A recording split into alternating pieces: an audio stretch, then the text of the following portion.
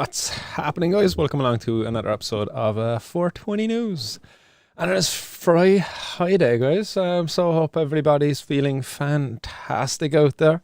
And hopefully everybody had a nice week and it wasn't too challenging. And that if it was challenging, you've got some of a bit of sacred medicine there to help get you through whatever's challenging you. So just gonna freeze up the other clips in the back. See lots of comments coming in there already. Shout out to Girls Only, who has been very impatient in the audience. Girls Only that not really want to be waiting around. Like, seems Girls Only has a very busy evening planned. Does she? I'm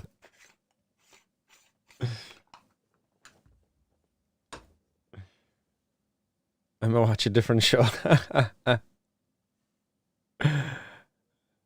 You know you ain't going anywhere else, Girls Only. You know you love this show. That's why you're in the audience.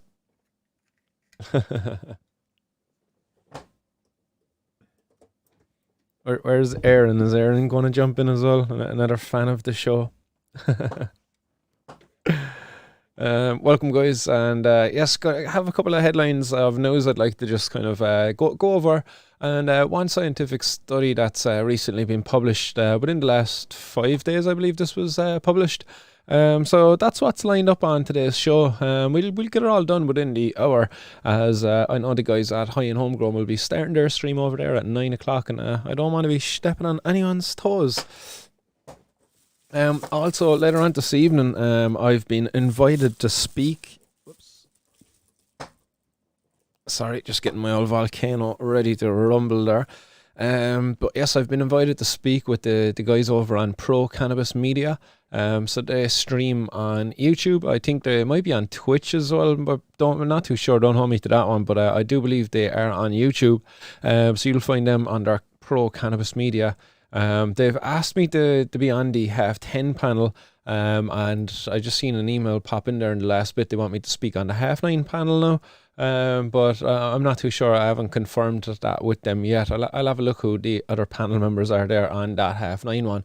But it's interesting, yeah, there's some like pharmaceutical type companies on the panel at half 10 with me, so it'd be interesting to see who they are. I looked them up there earlier. Their name was, I'm just going to pop them up on screen there now.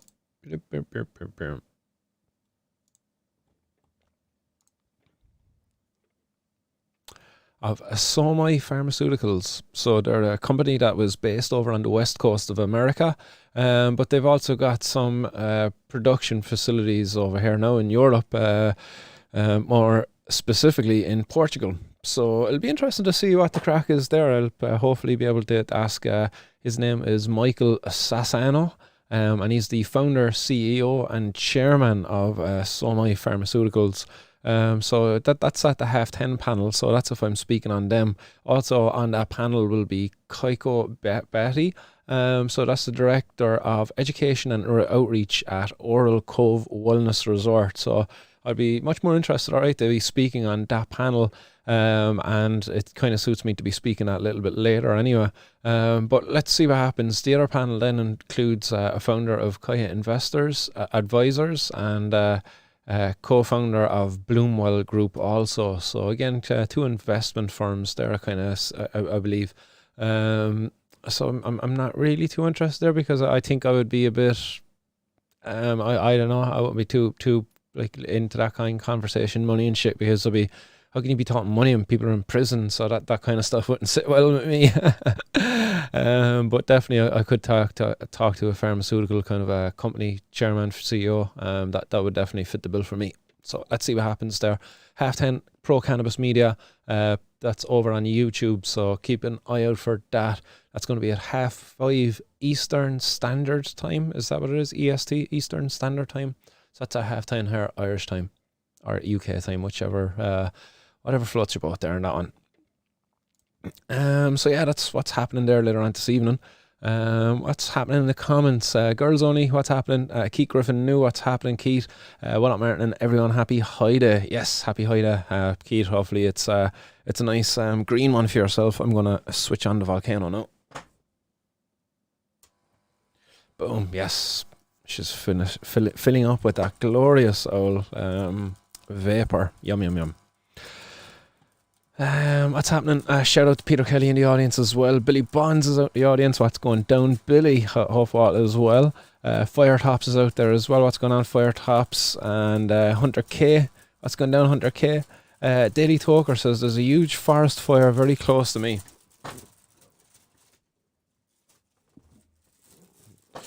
I hope that prize you received recently hasn't had anything to do with that huge forest fire. No doubt you're a responsible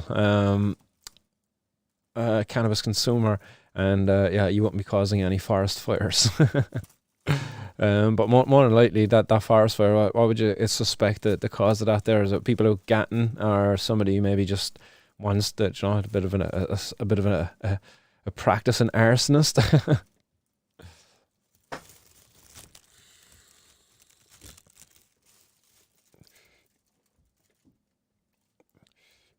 Yeah, and as Hunter K says there, I hope you stay safe there, Daily Talker. Hopefully, the forest is not too close to your gaff where your gaff could catch on. Girls Only says, my mum won't give me ice cream. Oh no. Ask your dad. Your dads are always nicer, aren't they? I always heard that anyway, like the dads are the best, and mums are like... No offense to mums out there, it's just Scatnist,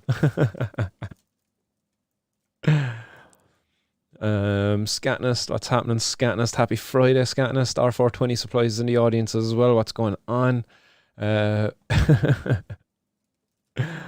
out there, Daily Talker says, thanks, go to see what's going on. Yes, the curiosity there that what did I say? The curiosity kills the cat.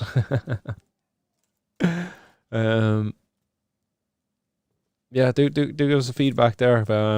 If you're out there, go live there. Send us a video and go live, and we'll have you on as a live reporter up there. The woods is on fire.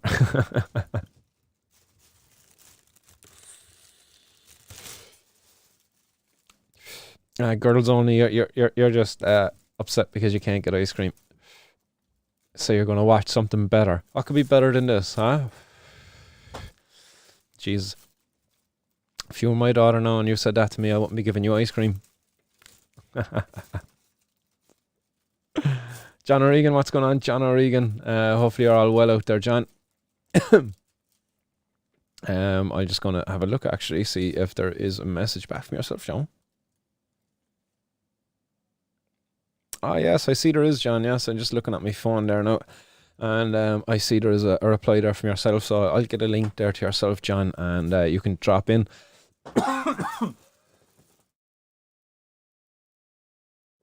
Oh yes, so we have one or two headlines that I want to touch off of, and then John O Regan is going to jump on and have a quick conversation, as John has a bit of news that was part of the 420 news for today, but I was hoping that John himself could come and deliver it in some sense, so we can have a bit of a discussion around what John's news is.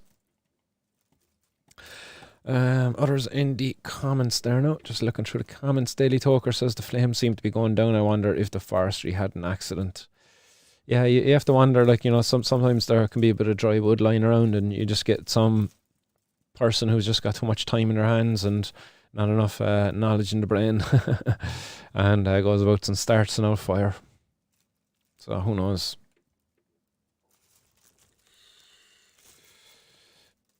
Keith Griffin asking, will I be streaming later? I won't be streaming myself. That'll be streamed by the guys on Pro Cannabis Media. That'll be on YouTube. So Pro Cannabis Media on YouTube. They'll be streaming there, and I'll be joining the 10:30 panel. 10:30 Irish UK time. Aaron's Girls Only said Aaron's YouTube channel. Aaron's YouTube channel is better than mine. I'm going to have to check that out and see. Don't nobody else check that out yet, guys. Girls Only could be just misleading you there. Like, just Martin's World is the best until we prove different. Daily Talker says 3 fire trucks got her under control, I think, but it's crazy how the whole sky was glowing behind the hill. Yeah, imagine being over there in the where I was talking about there last week, or was it Monday on Monday's news? Yeah, it was on Monday's news where we were looking at the forest fires, or the fires over there in the US. And yeah, the headline that we were looking at the time was how the cannabis growers in that area were actually going to have a positive benefit now to the economy of the area, and help it with the recovery after the devastation caused by the fires. But I can remember when Martin O'Brien from Foxworthy Farms was sharing some of his images, the sky was just aglow, like a red sky. The middle of the night, it was just a red sky in the night. Thick black clouds then up above that red sky. Yes, very scary stuff, all right, indeed. We're kind of lucky over here in Ireland, I suppose, and the UK, in a sense that we don't have anything, any extreme kind of weather events like that, and any extreme forest fires and stuff like. We're fortunate enough. We're not on any serious fault lines, so we don't have any earthquakes and shit. Like we're quite fucking fortunate. No deadly spiders. Quite fortunate indeed. Just a pity we don't have legal cannabis over here yet. Soon though, soon. That's, before I get into today's 420 news, I just want to bring up something that an error I made earlier on apologies, not earlier on, but last week on Monday's 420 news. Or no, not Monday's 420 news, on Wednesday's stream. So there we go. On Wednesday's stream, I was sent in a very kind and very generous super chat. Pop it up on screen there just to be seen again. So it was sent in by MB Sanchez. And I didn't know at the time who MB Sanchez actually was. And it was while we were covering a report, or it might have been before or after, I can't really recall. But it was Mr. Minish, whose Twitter post we covered last week, where it was the evidence from the Doyle the Doyle sessions, the debates on the 1977 Misuse of Drugs Act. So I misgendered MB Sanchez, and I want to apologise, but in a way in which I think is, worthy of an apology. MB Sanchez is a Growcast squad member. And I was lucky enough to be interviewed by Jordan River. So he's the Growcast creator. And I was on the podcast with Jordan River there just before Christmas, and really enjoyed the conversation there with Jordan. But one of the Growcast squad, who I didn't get to chat with as it was only Jordan I got to speak with, was also this lady here, Mary Beth Sanchez. Known otherwise in YouTube as MB Sanchez. MB Sanchez, so there you go. MB Sanchez is Mary Beth Sanchez. My apologies for misgendering Miss Sanchez there last week. My bad. IPM specialist, so I'd imagine that's an integrated pest management specialist. So I should really do my part and go over and listen more to the Growcast squad and what they put out.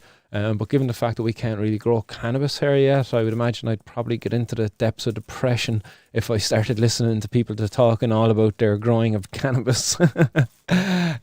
So I'll definitely have to do more of listening over there. But my apologies, MB Sanchez, and thanks very much for that support again last week. Really do appreciate it.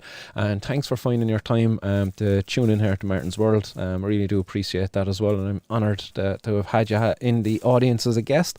And I hope you find your way back here again. But guys, check out the Growcast podcast series. Again, Jordan River is the creator of that. Also featured there Rob Smith, Wolfman, Rizo Rich, and Dr. MJ Coco. It's a pretty much cannabis growing dedicated podcast from what I gathered. Whereas, the high and homegrown, it's like a cannabis growers podcast, but they have a lot more of a kind of a stoner thing around it.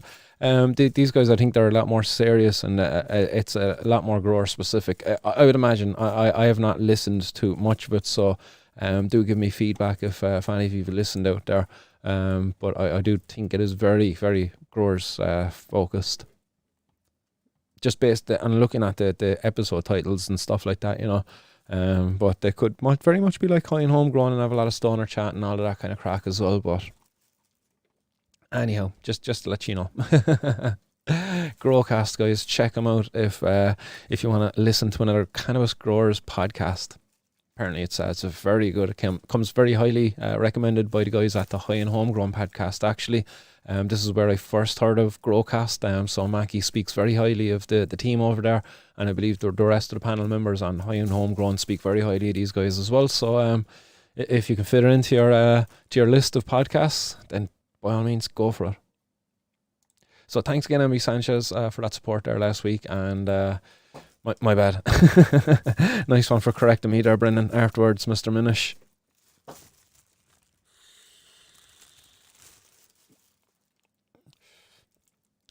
Australia's natural bushfires as part of its regeneration process. Maybe the same thing happened nearby UDT. Very unlikely. Unlike Australia, Ireland definitely doesn't have any prolonged periods of drought where we could have vegetation that would be dependent on that type of regeneration process. The only thing close to that we would have would be like ferns and farmers burning them and shit like that. But quite often or not, those things don't normally happen here, to the best of my knowledge.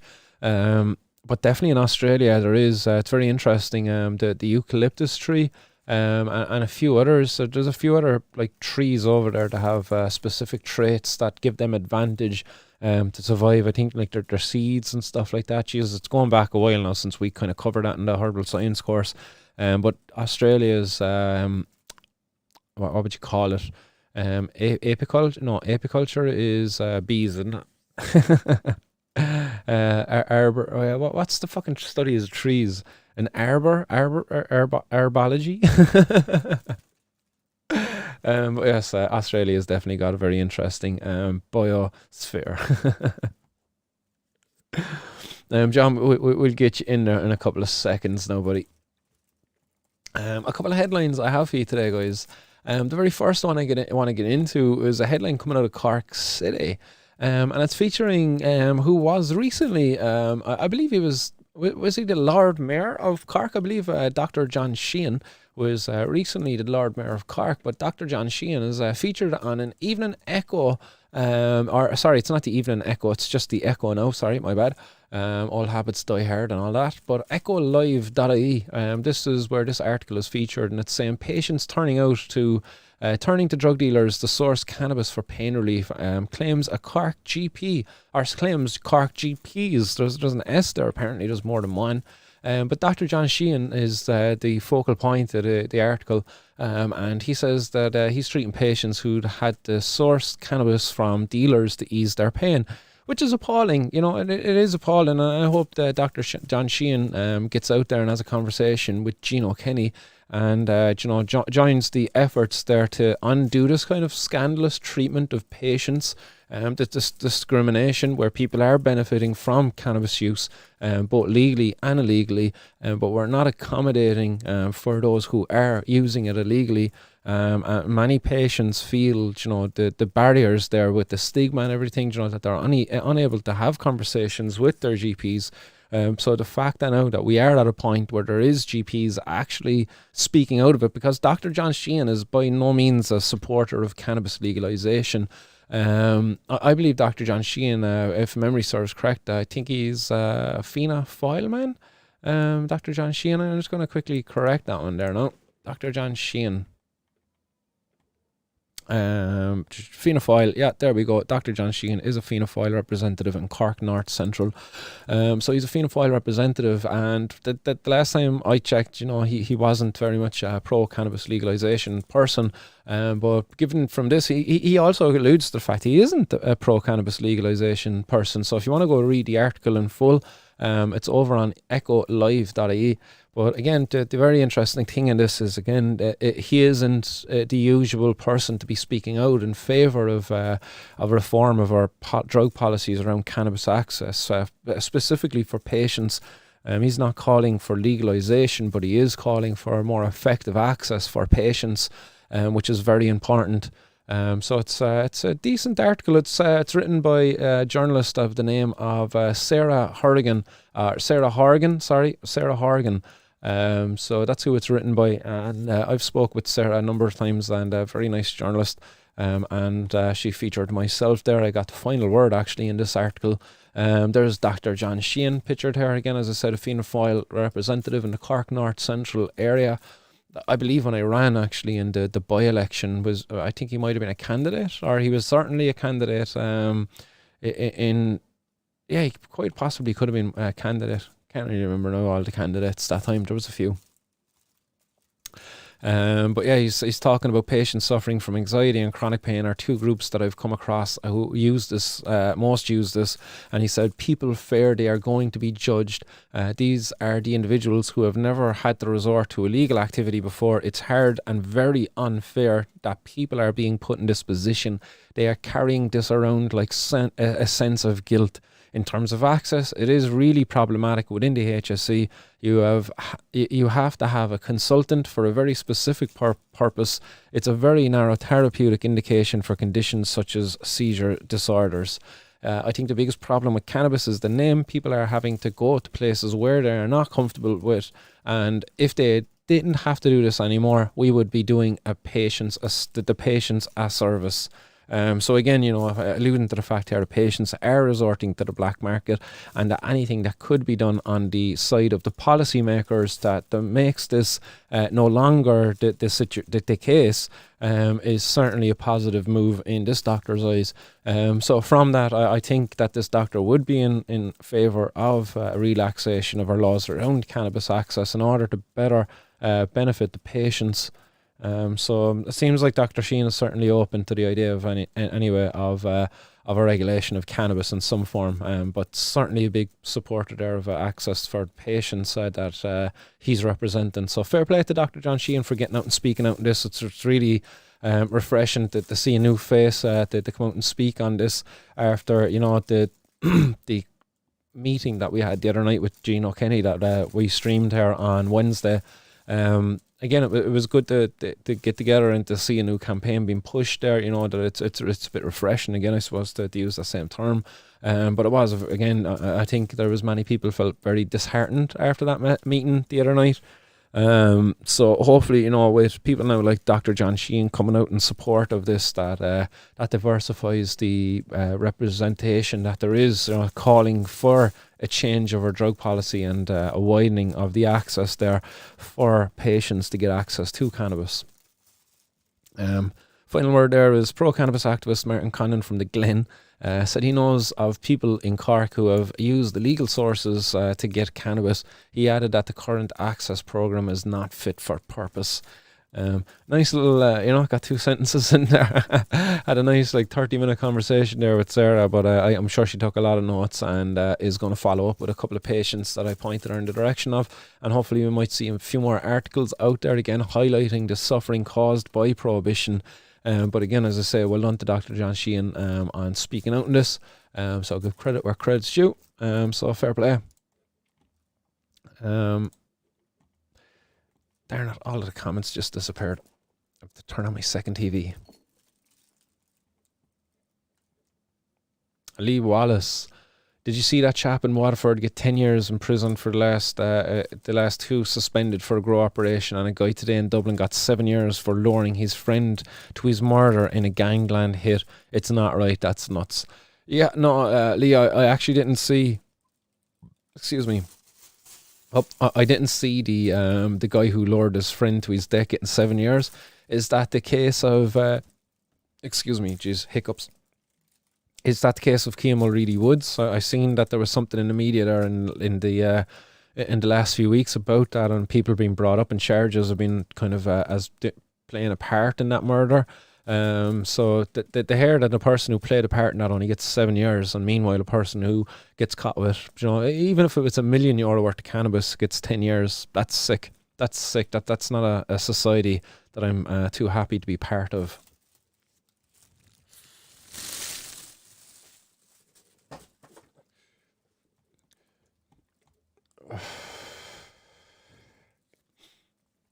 Cassidus Drugos, what's happening?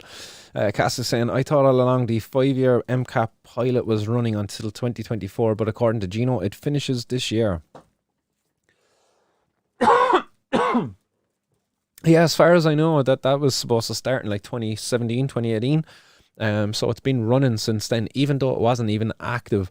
So I believe when they kind of signed it off at the government level that they were supposed to get it active, but the longer it sat there, the closer it got to this line, such as what you said, it was like it finishes this year. So yeah, I believe it was. Yeah, I think it was like 2017 that this program was kind of activated, and it's due to finish now apparently like this year. But yeah, and only now this year there's only like one or two people kind of a part of it, which is absolutely ridiculous. Right, we just open up the Zoom room there for John.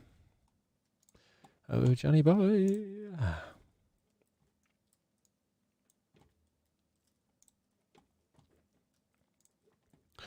Right.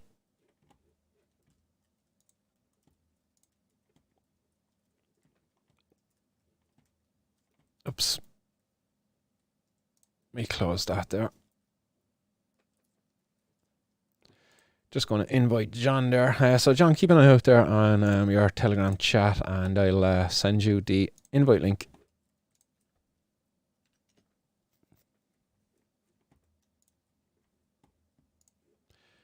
Do-do-do.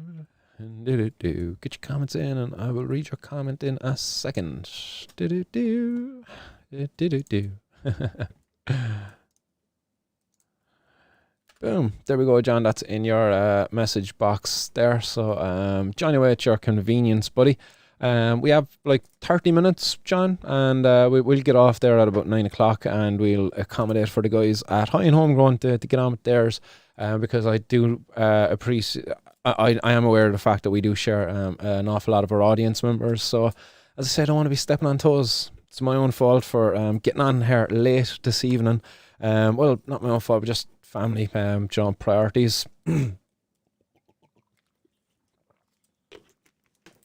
John, I'll let you in there now, pal. John is in the house. So, one sec, John. I'm just going to fill my volcano and I'll sort it out on my side. Hey, we made it. Hey. Yes, I'll turn you on there so everybody can see you, John, because only I can see you now. We'll get you waiting behind me as well. There we go. Yes, there we go. You're up on screen now. Lovely stuff. I'm live on Martin's World. Yay! Yes, what's happening, John? John, thanks for taking up the offer to join me on short notice. I really appreciate it. And yeah, I was going to be sharing with people your news anyway this evening, but I thought it'd be best actually if I could get yourself on and have a bit of a discussion on it, because it's you know, I've been talking a lot about my own court case that's coming up on the 9th of February, but you've got one now that's much sooner. So I have one next Tuesday. Next Tuesday morning, I'm up in the Circuit Court in Ennis, and I'll be appealing a district court decision that I was looking back on it. I was lucky not to get a prison sentence on that day. I mean, that's court feel like. I mean, you go in, you never know what's going to happen. I could go in and the judge goes, well, you know, I doesn't see any reason to change the sentence, and good luck, it might be nothing to him. But my solicitor told me this guy is tough on drugs, you know, he's one of these.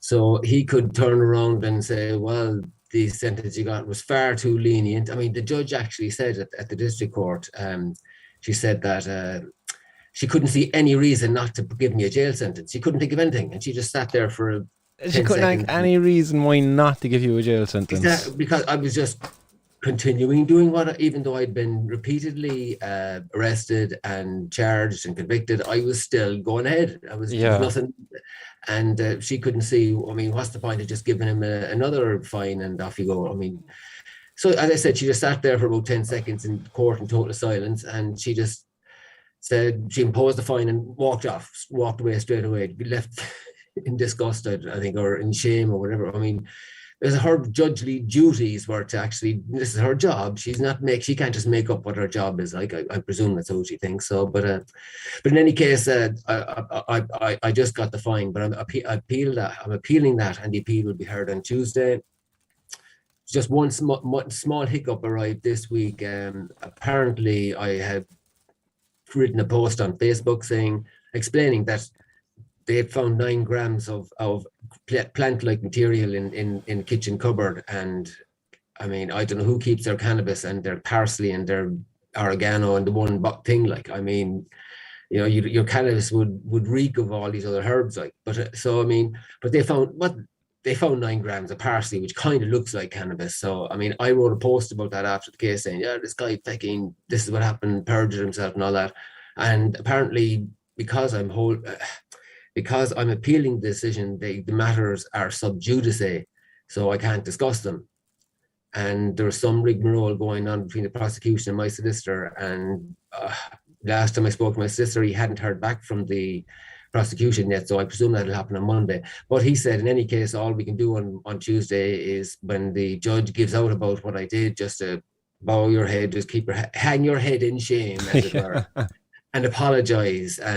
But like, I don't know how. I mean, my solicitor is one of these guys. He loves getting on with people. You know, I mean, he's a real people person, and he genuinely, as far as he was concerned, I just got the half a gram or a quarter or a couple of points something of a gram that they found. I was found cannabis anyway. It doesn't matter whether they're trying to squeeze in 9 grams of parsley. He couldn't care less. Like, but he's doing that because he gets on great with the guard. He doesn't see any need to. He doesn't want to antagonize the guards. And I mean, as far as I'm concerned, that's his bloody job. If their guards are misbehaving, to antagonize him. But I'm hoping to ring him on Monday and we'll have everything sorted out. So I mean, on Tuesday I'll go and do the appeal.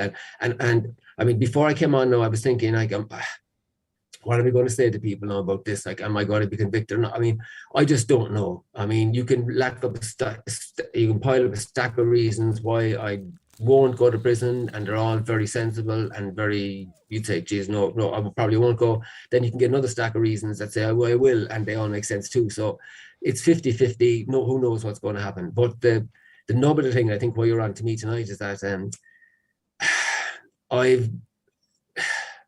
I can't accept being part of the war on drugs. There you are. I mean, if I go to prison, I am another pawn, just when you're on the chessboard, gets sent to jail for a couple of months, and that I become an example for the rest of society as to what's going to happen to you. Same as John O Regan, you get sent off to prison, even though you do no harm to anybody, and you're not even buying it from anybody. I mean, that's it. You're going to prison. Like, I mean, so. That I can't accept that, and the only response I can make is to refuse food when I'm taken to prison, and which is going on hunger strike. I mean, I'm not going on hunger strike with a view to we must legalize cannabis, we must do this I'm not no one has appointed me or elected me or said, as a hunger striker, I mean, to achieve a political objective, even though I'd love if that occurred. But I mean, I don't feel I should be the person deciding to put a gun to the flipping TD's head, with the TD's up in the jaw, like who won't legalize the stuff. I mean, I'm very anxious that I not be seen to be trying to blackmail people into doing something that they don't want to do. I mean, I'm just saying that I'm a cannabis consumer and I'm doing nothing wrong, and you're expecting me to be part of this part of your war on drugs, and no thanks. I'm not. I definitely think that there's a time and a place for this, and it definitely seems like you're like much like myself. You're at a breaking point, really, like. Where you see very few alternatives, in terms of choices and what to do. You went to the court and you tried to argue this with the judge, and they're like, well, the law is the law, and it's black and white, it's right there. So they act as if there's nothing that they can do, but they refuse to see the human side of it. They can kind of look at the situation and say, hey, is it in this person's not even in this person's interest, but is it in society's interest that I criminalize this person? That they'll never have this reflection upon there, because the judge, the solicitors, even, it's not in their interest to be challenging the system. They don't want to be that person to kind of, I suppose, to kind of try to change the course of the ship when everybody's happy sailing off, that we're going off over the edge of the cliff, effectively, with the waste that's going on there in society by keeping this policy in place. But none of the people within the system who are benefiting from this policy, because again, these judges, these solicitors, the guards, the prison service, they're all getting, even our own politicians, they're all benefiting from this policy of the war on drugs, this prohibition of drugs, because like for the politicians, they can scapegoat around it that they can blame certain problems based upon like drug use, rather than actually, oh no, actually the problems within that area is caused by the policy, and the drug use you see within that area is actually a symptom of the problems caused by your policies. So again, the politicians get the scapegoat around drugs. Again, the judges, lawyers, solicitors, we all know very well how those people benefit, in terms of the amount of time, work that's generated for them. So they might be fearful that if they were to challenge this law, that might reduce the workload for them, where they might be thinking that they're going to get laid off, or something along those lines. So therefore, there's a reluctance there by those people to speak out. Because when I was actually in prison myself for those 5 days, I met people in the prison, working in the prison service, who knew what I was there for. I don't know, there must be some form of access to a file there on the landing or something, I don't know. But they would say to me, Jesus, it's ridiculous you're here for that. He goes, this one particular prison warden, our prison officer, and he was like, I like to use a bit of cannabis myself as well, and what's the harm? It's going to be legal here in a few years anyway. He goes, it's ridiculous that they even have you locked up there. And I was just in shock, really. I was like, here I am, I'm in prison because of cannabis, being held under guard by a person who consumes the very same thing. Like, it's just absurd. Like, I was just like, why doesn't this guy just fucking open the door and let me out, and walk me out the front door, make a stand, like. But these, I don't know, people aren't inspired to make a stand, like. I think it's a herd mentality that people have got this mindset, and if you want to be the one to jump, like I'm reading a book at the moment, when you're halfway through it, Undoing Drugs, about the harm reduction, that this harm reduction approach, and it goes all the way back to the AIDS. I mean, their attitude has always been to stigmatize and to find someone to blame and point the finger at and say they're the problem, rather than saying what you're on the government turning around. I mean, I was amazed. You tweeted a speech in the Dáil from the 1970s when they were debating the bill, and they were actually, I thought they were all must have been nuts, they were all totally fooled, but there were people there that knew full well what the truth was. And spoke courageously. But I mean, even in that speech that you tweeted, there was a part in it where your man acknowledged that just by saying the things he was saying, even though he was just saying the absolute truth, the 1944 report over in New York, and there was one before then as well, that there was nothing had changed. There was never anything about cannabis that was dangerous. No. And they knew that back in the 70s, and they went ahead because it was like, I think it was just like a steamroller, I mean, if you wanted to go against this, you'd be flattened, I mean, you're going to, I mean, even 10 years ago, less than that, I saw, what's his name, O Regan, being interviewed on prime time by Katie Hannon, who's a great reporter, and but I mean, she eventually got him to say, would he have one of his his injection facilities in his own constituency, and he didn't want to say yes, and it was obvious he didn't want to say yes, and she eventually got him to say yes, and as soon as he said yes, he would have one in his own constituency, she went, yes. I mean, she got him. And he wasn't re-elected. He's no senator. NIMBYism is alive and well in Ireland. She knew that, I mean, they've been at it for years, like, all the media publications. I mean, if it bleeds, it leads. If you were to put a story that, we got this great new harm reduction strategy whereby we're going to hand out free needles and clean heroin to people who are addicted, and we'll let them, and I mean, who cares? I mean, 25 people died this weekend from something or other. Jeez, that made big bold.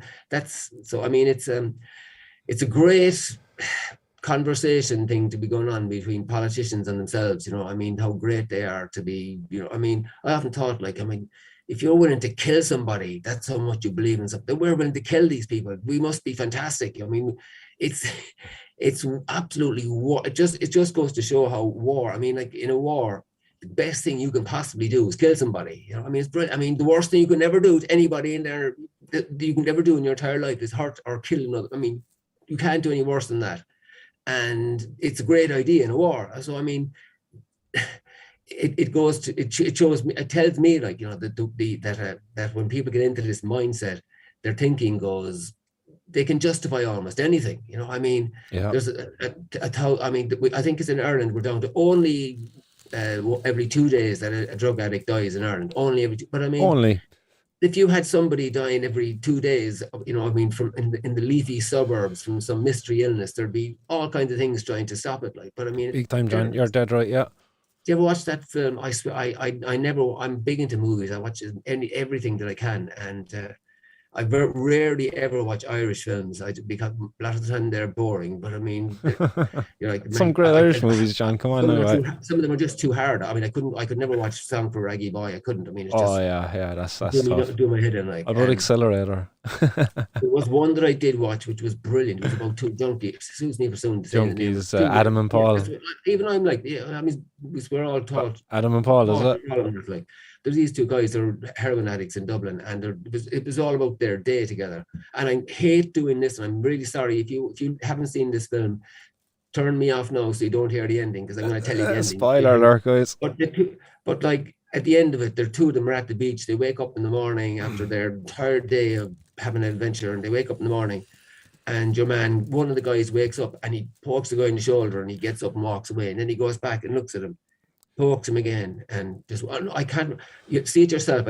Luckily I didn't explain it properly, but like that guy, these guys, two friends, and then the next day he's dead over flipping heroin. Like, I mean, Jesus Christ. Yeah. I mean, it's the craziest notion in the world that to help people, you got to hurt them. You know, I mean, it's backwards thinking. Yeah, it really is. It's counterproductive. Like, it's never going to achieve it's what it's desired to do. I mean, you can go all the way back to a guy. There was this crazy bastard lived about 2,000 years ago, and he had this nutty notion, this fucking rabbi, this crazy Jew, that if you want to resolve an issue between people that you disagree with, you don't do it by killing them. You do it by caring about them, by empathizing with them, which is what, I mean, if you come back to the present day, that's when the marketing departments of every single company in the world, they've all figured this out, that the best way to market things is actually be friends with your customers, to be buddies with them, to understand them. And I mean, and that's how you do great in business. Like, I mean, they rediscovered your man's teachings like from 2,000 years ago. I mean, so I mean, this idea that if people are doing something you disagree with, that you shut them down. Okay, if they're killing your grandmother or when in doing something, you know, or breaking into your house, you can't just sit there and say a decade of the rosary until they're gone. Like, I mean, in that situation, I justify that more, you know, philosophically by saying like, well, that person has, what they've done is they put you into a war situation, you're going back to like caveman days, you know. I mean, that was the only way to protect yourself. And if you didn't do that, your family wouldn't survive, and you'd all be dead. And I mean, so I mean, but in a war situation, things are warped, you know. Whereas, I mean, if you believe in civilization, then and civilized notions of dealing with problems, then making things work. I mean, they all talk about this. You got to hit rock bottom to finish it, and then you got to be down and then say, oh, please help me. Like, I mean, the stories I've been reading about for the last week, like, I mean, they have addiction centers in California where if you didn't do what you're told, you to sit in this isn't like 12-year-olds being told to do this. They had to wear a dunce's cap, sit in the chair facing the wall, and then you had lines of people lined up there, all in their dunce's caps, and they're facing the wall and not saying a word. I mean, it's like the flipping medieval Inquisition back, and people don't even know it. You know, when people get into this, I think sometimes people get into this mindset where they just think that they're going to impose their views, they've got to do it, and, you know, look at me, I'm the great politician for taking action, man, you know, like, going to solve the problems of the world all by himself, like yourself. No, not like you. I mean, the only reason that you're around at all isn't because of you. I mean, sorry to say it, but like, because all the people that support you. I mean, that's what makes you flipping, well, you're pretty great anyway. Like, but I mean, that's what makes you so effective. And that was always the objective, John, because I knew there was a need for something like this, like a community generator is kind of what I seen there. I just like, it's called Martin's World, but really it's just one person's mind. It's come into my world, and I'll show you what it's like in here. And for me, it's that the focus is on the effects prohibition has on my world. But then there's many people out there who relate to my experiences, and then they'll come and they'll be a part of this community, and they'll get behind it because they support the message, because they see how this prohibition that affects my life also affects their life. maybe not in the very same way, and maybe in a different way. But from that, yes, definitely, that I think that's the best thing about this show is the supporters, is the community that comes from that. Because for me, the idea is. There's always calls to actions, pretty much all of the 420 news, like any news article I kind of cover. I always try to finish with a bit of a motivation there, a bit trying to get a spark ignited within anybody out there that might be listening. To kind of, that might be the straw that breaks the camel's back then from that person, and that they get a bit more active within their area, and there, that's another snowballing effect, just rolling down the hill, hopefully not stopping, and just forever just growing into, an unstoppable force then.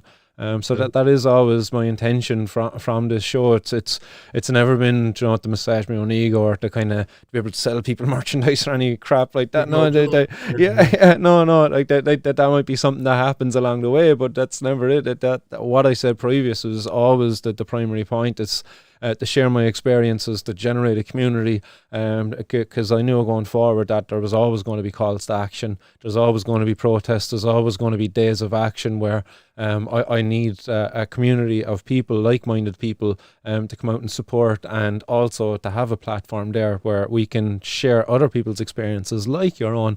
Because on the 1st of February now, when you're up there, there's going to be many people, I suppose, eagerly waiting now. At the moment right now, we've got close to 40 people tuned in watching this.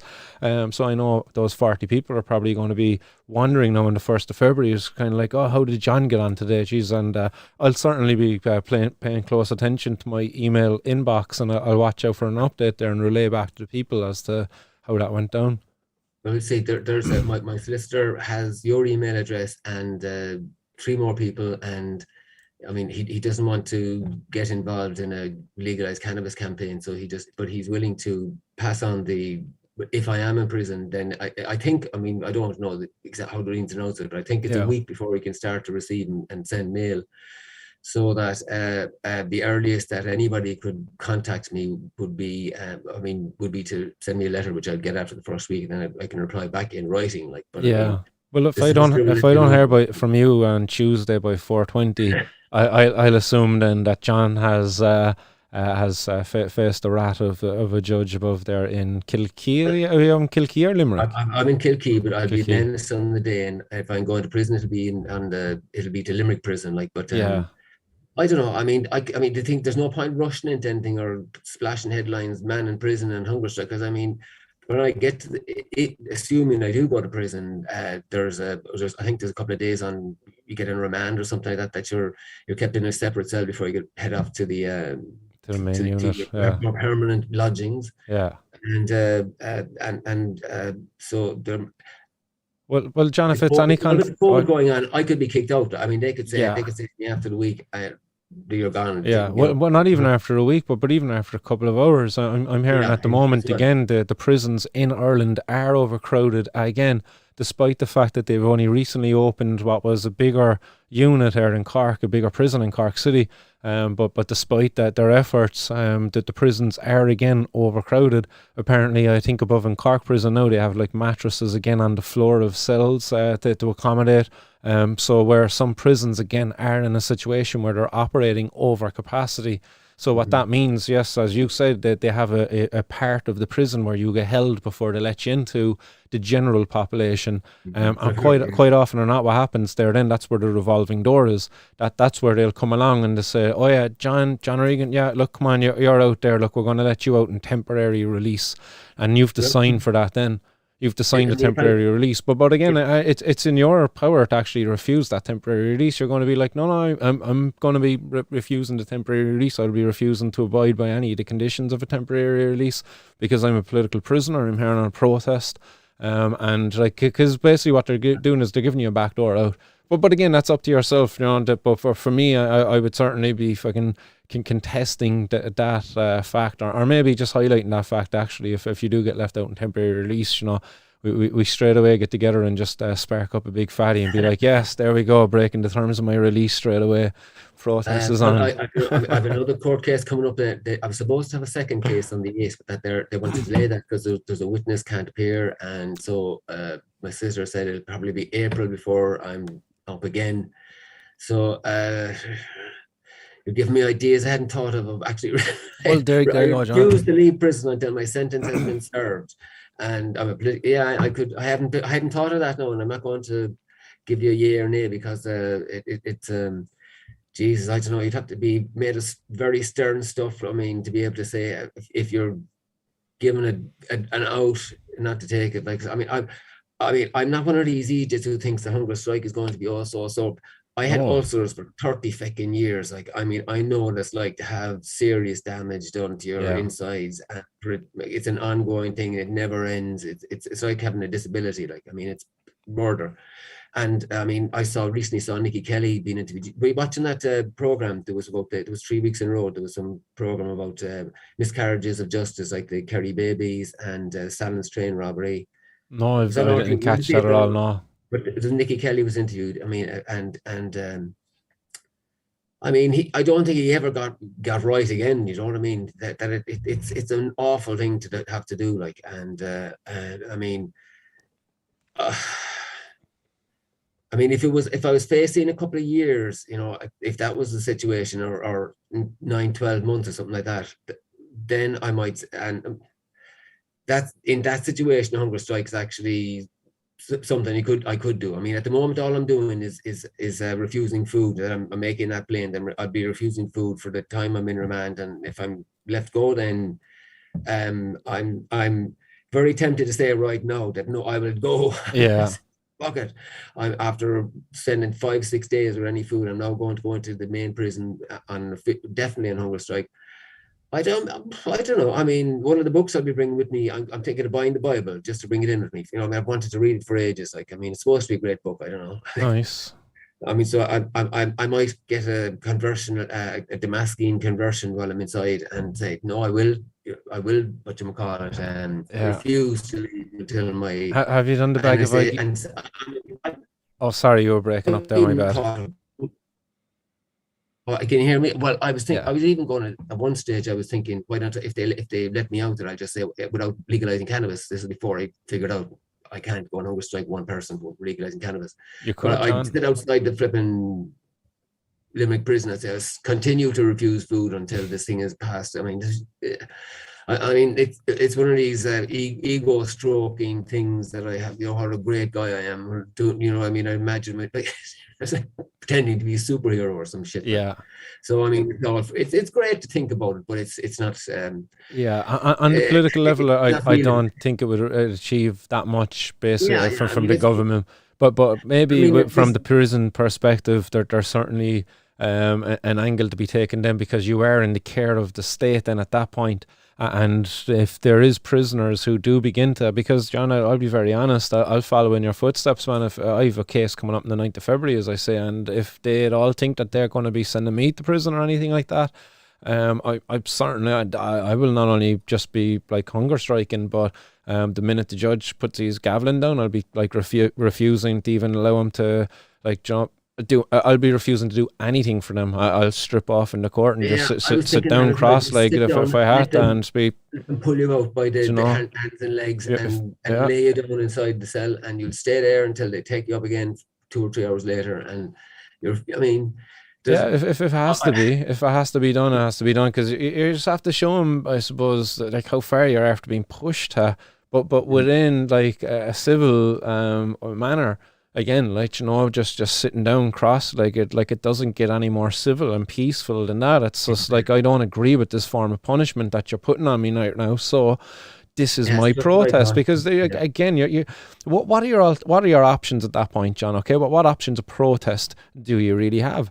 You have very little, if anything. Like, I don't know, can you say anything else at that point? Like, once the judge passes their decision, that's that. Like, there's no more. You can appeal it. You can put in an appeal and all of that stuff. But again, you're just going up to a higher court and another judge. But again, if they're trying to send you to prison, again, you could make a stand at that point. Like, so that's another idea. You have to put in my head. I forgot to. I mean, even if I do go to prison, like and in the circuit court, I mean, the solicitor, I could instruct him to appeal to the High Court or something like that. But there's money involved in that point then.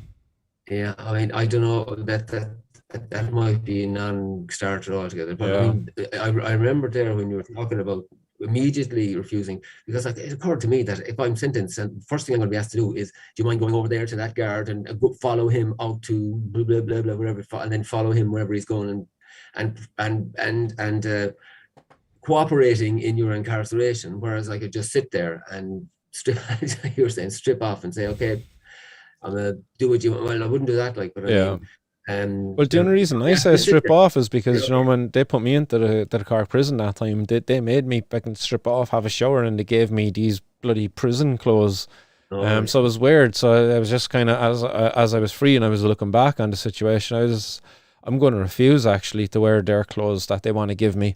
I was even thinking that I'd refuse to wear any clothes as long as I'm in custody with them, and refuse to move. So if they want to move me, that they got to move me. If they, whatever it is that they got to do, and it's just, But I yeah, see, it's occurred to me that because this hasn't happened before, that whatever I go through, I mean, if it does happen on this Tuesday coming, or in April, or on any future date, it'd be a learning experience yeah, that for anyone else in the same situation, that people might then, I mean, if you get sentenced on the 9th, and if I'm on the 1st, whatever, then people might be able to learn from it, that this is how you can protest. That you could say, well, don't, for God's sake, don't bother stripping off your clothes in the courtroom, yeah. because it won't do you any good, because you just end up hungry or faster or whatever. I mean, ideally we'd have some people. I mean, I was thinking of contacting Nicky Kelly and asking him about, about uh, would he have any advice about what to do or anything like that. But I mean, Yeah, it's I don't bad. know. I mean, I'd like to be a lot more certain that I'm going in. I mean, he must have asking somebody to relive their nightmare of 30, 40 years ago. I don't know. But he'll do it for a television program, all right, to kind of, for a broad audience. But I mean, I don't know. It might be cruel for just one person to be talking to him about it without. Mm. I don't know. I just would. I might send him an email at some stage and say I didn't end up on hunger strike, but just would he have a talk with me, and just to let me know what to expect, kind of thing. But I'll Yeah, I see. think that there'll be a lot of stories to be told once we start getting to a point where this prohibition actually is ending. Once we get them where we really see that the light is on the horizon now, and there it is. Like, I think we'll see a lot more people speaking out, and I think will be really seeing the effects that prohibition had on people and their lives after that. And I wonder what will come of that. Over in Malta, where they recently legalized cannabis for a bit of homegrown, and for their social clubs. That is the case over there. They're seeing now that there's many people speaking out about what it was like to be stopped and searched by the cops, to be treated like a criminal. Whereas now it's like, whoa, I no longer have to do this. Many people having to give up their use of cannabis because of this kind of treatment. No, not having to. And again, I always will say, like, how is that any different? The person being forced out of a gay relationship because there's an authoritarian fucking force within the country that's trying to dictate how you live your life. And that's pretty much how I see it. Like, I know some people be like, oh yeah, but gay and like cannabis, it's totally different because it's like love, but it's just like, is love not a drug? Sorry. So again, like, I just think that there's something to be seen afterwards. But John, there's a good few. One of the big things that'll come out that people have, I mean, you never hear it spoken about. It never comes up anywhere. But there's a whole spiritual side to all kinds of drug taking, cannabis included. I mean, some people might say, what's the spirituality involved in cocaine? And I don't know. Maybe there is, maybe it's not all drugs, I don't know. But like, there's a whole spiritual side to this that people get a great. I tried a bunch of mushrooms there a couple of months ago, and Nice. I was doing, for about a week later, I was still in I mean, I wasn't. I know tripping is. I've been tripping enough bloody times. I mean, but I was just in this very nice, positive frame of mind for a good solid week. I was in good form. Yeah. I mean, much more at peace with the world around me, kind of thing. I mean, it's. I mean, there's a lot. There's a lot of. I mean, people never talk about all of the benefits of. I suppose it's because if you were to start talking about the benefits that would come from not just the ending of prohibition, but the actual benefits that the drugs themselves bring, geez, it's a mountain. I mean, the amount of things that come up. I mean, if you're watching Yeah. the Prohibition Partners, their magazine, there. I mean, I've given up. I'm sorry to say that because every single week when they send their magazine out, there's another list of 10 different ketamine is used for this and finding new uses for that. It's every single day nearly. And there's another guy, I forget, he sends out a daily magazine, and he has a section in it as well where they talk about the medical things that are coming up. And it's every single day. There's always something, I mean, there isn't a day goes by without finding something that, and all these other drugs as well. So like, I mean, what people will look back on when it's all over and done and dusted is like, it's like, did we cut off our leg and we were only hopping around on one leg for the last 50 years? I mean, John, I'm with you in that belief, man. I definitely think we'll be seeing that as we see the benefits that a lot of these banned substances have to offer our society when used correctly. We'll be really kicking ourselves, kind of saying shit like we're playing catch up now as a result of this prohibition. Yeah. That's what's happening. That's what we see with cannabis right now. It's just why there's no studies there to back it up, because the prohibition all along restricted it. That was the same with psilocybin mushrooms. One of the Irish researchers, there's two, I think there's two active studies now going on in Ireland on psilocybin, and one of the researchers there spoke about the fact that it took them was it 2 to 3 years in order to get the study approved, whereas normally it would take just a matter of months to get a study approved. So you're talking like what, a 20-30 fold increase in the amount of time you're waiting to get your study approved. That's a major deterrent there for a researcher, because you want to get your papers published. You want to, you've probably a career pathway carved out, and having to wait 3 or 4 years to get a study approved is not in your, it's not likely that that's a path you're going to go exploring. Especially, when some of these researchers, they might only get like a 3 or 4 year position in some of these colleges, a certain amount of money afforded to them to do so a certain amount of work. So there's a very small, very niche audience there that could actually try to go down this. And again, as I said, there's only 2 in Ireland. I was listening to a great podcast earlier, and I don't know, when you were in Galway, I suppose you might have met some of the researchers down there in your time. But over in Cornell University over in the US, there's some fucking amazing courses being offered over there to feed into the work load that's kind of building now around the cannabis industries over there. Cannabis and the offshoot then as well, the hemp industry. It's fucking huge, but they have some amazing courses there. And what are we doing here in Ireland? We're still criminalising people. We just locked somebody up for 10 years the other day. Another person apparently got another 5 or 6 years there today. Somebody was saying, I have about 6 or 7 cases that I was looking at there in the news today, where people are getting caught with like hundreds of thousands worth of cannabis. And it's ridiculous that this is still where we're at here in Ireland. And meanwhile, we've got such a large amount of people that are desiring this change, to just change the way it is here in Ireland. Either of us, or well, I'm sure you could, if you were to start anything on Facebook and you want to start a new Facebook page, I reckon there's probably like 5,000, maybe 6,000 people on Facebook that would be, if they could join a private group and it wouldn't be known to their bosses, you'd probably get 5,000 or 6,000 within no time. I mean, that's just a niche, small little group of people who are on Facebook and they're doing all social media and are doing and have time to do this as well. So like, there's easily 10 times that. There's about 40,000 to 50,000 people who would be who would straight away, would benefit from all this. Like, but like, I don't know. There's well, I get that many people organized. It would take something. Well, I mean, if there's a lot of fear out there, John. It's fear is holding us back. There's a lot of fear out there. A lot of people like they're fearful of what might come if they get caught in, because they're in compromised situations. They don't want to be identified. The stigma is, again, people are fearful of the stigma. So fear is the big killer. But again, I was on with the guys at High and Homegrown the other day, and I just can't understand what's so special about myself. But they're all like, oh, you've got big balls. It's just kind of like, what are they saying? So is this just like, are they all kind of admitting that they're afraid, but not wanting to say that they're afraid? But even though GB actually did say at Greenbeard, the fact that he couldn't really come out very publicly in a situation because he'd lose his business because of it. But that's just horrible. Then what's that do to our democracy? You've got a person out there. He's running a very successful business.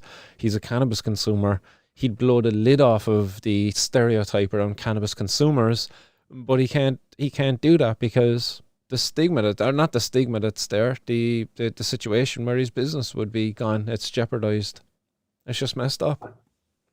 Well, I mean, I don't know how Carl Hart has managed to get away with it for so long. I mean, you could imagine he can't be. There must be thousands upon thousands of senior academicians. Is that the right word? Academicians in the United States and around the world who also enjoy coke and heroin and or anything like. And I mean, he has so far not been dismissed or censured in any way. There doesn't appear to be any effect on his career. No.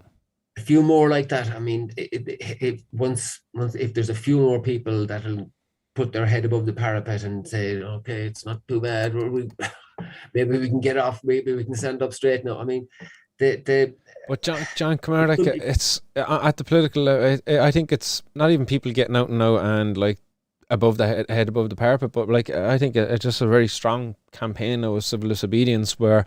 A civil disobedience campaign will, in an anarchistic way, bring the system to a halt because the prisons, as I said, they're overcrowded. Like that, we cannot forget that fact that the prisons are overcrowded. There's a revolving door system that's going on there, so it's kind of like a game of poker now. We've to call their bluff. Let's not fold. I think that's what's happening time and time again. We're getting to a situation where if we were to play our cards right, we've got the power. They're just bluffing us all the time. We just fold to their bluff. But if we no longer fold, like if we stop paying their fines that they give us in the court, if we stop entertaining the fact that what we're doing is criminal, because it's not criminal. Casa de Strugas says it out here in the comment section. That's Graham. He says, you're not a criminal, John. A simple consumer is not a crime that carries a custodial sentence. And he's also saying appeal it if you have to. But yeah, like I think that the main emphasis on the fact that you're not a criminal. And by you going into the court and accepting any punishment given by a judge is accepting the fact that you're a criminal. But that's not. It's not true unless you accept it. And as long as you believe you're not a criminal and don't accept it, then I think that's a very powerful protest for a citizen to make, because it's representative of a broken democracy, really. At that point, like if you've got people now to that point, like that's not something that just happens overnight, John. Like that's something that builds and builds, and until the point where people start getting to the edge, where they are backed into a corner now, they don't see any other option. So that's exactly the position that I've been put in. Like, I mean, if I'm going to prison, as I said to you, I mean, I've lost all my egotistical notions of going on hunger strike and all this stuff. I mean, it'd be very sensible, very unconfrontational. That I'm just refusing food, and we see how that develops. If it comes to that, like, and I don't want to be pushing anybody around, but just I mean, if there was any kind of thing in the media whereby that, I mean, if it got lodged somewhere in the brains of our TDs and senators that their policies are causing this, like a completely as peaceful person as you can get on hunger strike. Well, I mean, geez, they did it to Nikki Kelly. I mean, I don't know. Well, different times now, I suppose. I might be giving them too much credit. Like, I don't know. I mean, you'd wonder. That's why I asked Gino Kenny at the meeting the other night. Like, unfortunately, he didn't really give me an answer. Like, he wasn't really answering questions. He was more just kind of taking on people's recommendations for the campaign. It seems, and that. I was hoping to get an insider's view of the Dáil. Like, I mean, is there any sense amongst his fellow TDs that they agree with him? Most of them, or some of them, or what percentage agree with him, but they can't say it. I'd love to know that. That'd be very useful to know. And Stephen Kavanagh here is saying that restrictions are lifted, that why not report from outside the court and get a crowd to go stand with him. I would be there myself if I was in Cork.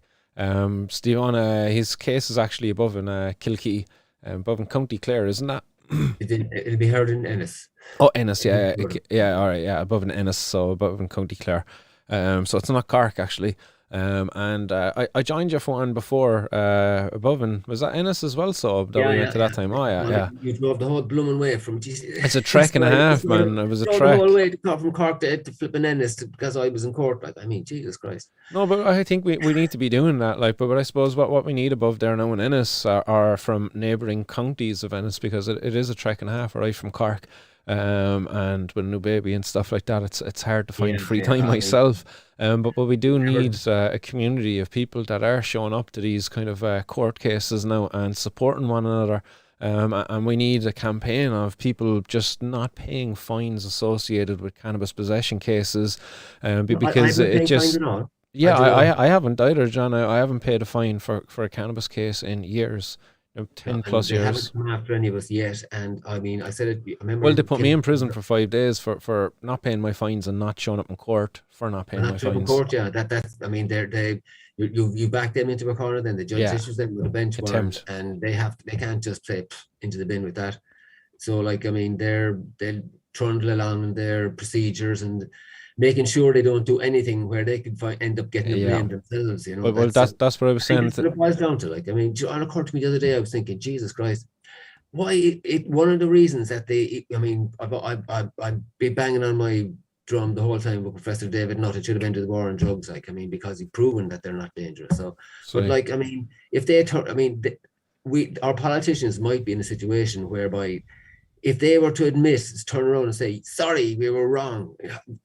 It's like the Magdalena laundries all over again. I mean, and the mother and baby homes, they got this wrong as well. Like, I mean, Jesus, what, these people are incompetent. I mean, yeah, the last thing they ever want is to people in Ireland to figure out that, unfortunately, as even though they wear these fantastic suits and this lovely tie and they all very sensible haircuts, um, these people aren't that smart. I mean, the smartest people in the world can come together and do the stupidest things. Like, I mean, so like, I mean, they look the part. We get politicians because we've representative democracy who look the part and sound the part, and hmm which means that they're good actors. And I mean, that's that's what it it. means. That's what they are. Is they're good actors. You see that there. Yeah. I couldn't get over the fact that like Micheál Martin, when he was giving his speeches there throughout the pandemic, when we had our prime minister coming out addressing the nation, he read every word from a teleprompter. That none of that like it was from the heart. It was written by a team of professionals. You go back to the early days of the pandemic when we had speeches being given by was it Leo Varadkar at the time, and he had like quotes from movies been in there. It was just like his team of PR team were just having the crack. They were just like, how many movie quotes can we get fucking Varadkar to say with any speech? Varadkar probably wasn't even privy to it. That was probably some fucking, I don't know, maybe some interns that they weren't even paying to come in as part of the PR company. Who knows whatever the situation was there. But again, they are, as you say, man, they're a bunch of actors, man. The crocodile tears. Well, Uh, they have that is a characteristic that you have to have. You have to be a good actor. I mean, if you're not a good actor, but still you're but that we've to change that, John. 14 We have to PhDs and change you're a that. genius. But like, I mean, I mean, if you ever read The Invisible Gorilla, like, I mean, we have flaws as human beings, things that we don't realize that we have flaws in. I mean, we think we're brilliant at and all this stuff, but we're not. We're not half as smart as we think we are. Like, I mean, and Far we from, don't. yeah. I mean, we're very good. I mean, we're incredibly good at building spaceships and brain surgery. I mean, we're fantastic at that kind of stuff. Like, and but I mean, there's when it comes to figuring out like how afraid, I mean, how concerned do I have to be about this and that or the other? I mean, we can be led around, but if all you do is make people kind of afraid, and that's it, they're gone for good. I mean, I've said this 1,000 times, like, but I mean, it's like if somebody's afraid of dogs, there's nothing you can do once they're convinced that dogs are dangerous and scary, then that's it. I mean, they're hooked for life. Like, but I Yeah. mean, so anyway, listen. Come here, John. There's one or Yeah, two more comments coming in there. Stephen Stephen Kavanagh says that the High Court is not as expensive if you represent yourself. He says €190 a friend of his had to pay last week when he was up. So that's just one comment. 890. I must be about €1,000 in debt today to this stage for all the fines I've had. Like, I mean, Oh, to the state. Oh, yeah, affect that. yeah, at least 1,000 or more. Like, They'll own you 100 times more than that, I'd say, at the end of this, like, because what they've been doing all along is wrong, like. I mean, the reason they found out about my case next Tuesday that I shouldn't have written this post, it means that somebody has to be following me in regards to my posts. I mean, Yeah. and if they're doing that for me, who's in no danger to anybody, can you imagine the resources that they're putting into anybody that I mean, it's staggering the amount of time that's spent by Gardaí prosecuting people that It's are scary, man. no good. That's the big Yeah. point. They're being paid to do a job and they're not doing it because there's dealing with people like us, like who are no danger. So Well, the job of the guard really, when you go up and you look at in the main office of any Garda station, they'll have this like little plaqued photo up there, and it has like kind of the principles of the Garda and the Garda Síochána and the oath that they've uptaken. And if you read it, like the enforcement of the prohibition of drugs is a complete contradiction to pretty much every word that's printed upon this, and you'll find this on the inside of any Garda station office. And I think it's just quite funny to see that positioned there. But there's another comment that came in here from Canaman83, and he says, unfortunately, he has a lot of experience with all of this in the past, and he lost, and they broke his will. So hopefully the same doesn't happen to yourself, John, and we can get a bit further. I'm not going in there with any ego that I'm going to solve anything or be the person that brings cannabis free, legalized cannabis. Totally non-confrontational, simple acts of refusing to accept the conditions of my refusing to accept being imprisoned, basically. I mean, it's by refusing. I mean, I can't refuse to be imprisoned. Like, I can't stop them doing that to me. I mean, physically. Yeah. So all I can, it's the only protest that I can make. Yeah. No, it's one I've considered, John Byrne, and I just think that's a natural kind of progression, really. Like when you're thinking of your options, because you're like me, but you're stern in your belief that what you're doing is not wrong, and you don't want to be a part of your own oppression. You don't want to play your part in the war on drugs. Like who was that? I think it was Mahatma Gandhi. Paraphrasing him, like, but that was pretty much his call. Like, don't be a part of your own oppression. You know, don't enable them to punish you, and that was kind of the thing that they did. It was what was it called? I can't remember the name of the march that they had or something like that. But they all just sat down. I think there was like where it was just. They just refused to move for the authorities at the time. But again, we have that same power again. We just have to unite around it. You are one individual there, like, but again, you know, every cause needs its martyr.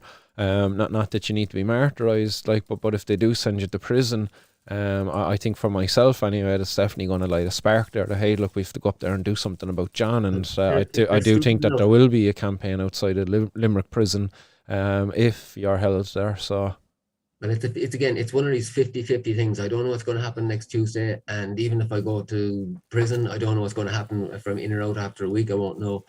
And even then it'll be, reasonably speaking, you'd be talking about a couple of weeks before I'd be in the cell and definitely on hunger strike, you know. And I mean, again, they might let me out after 4 weeks, which is doable. I mean, I've heard Vicky Kelly say that after 25 days, that's when it.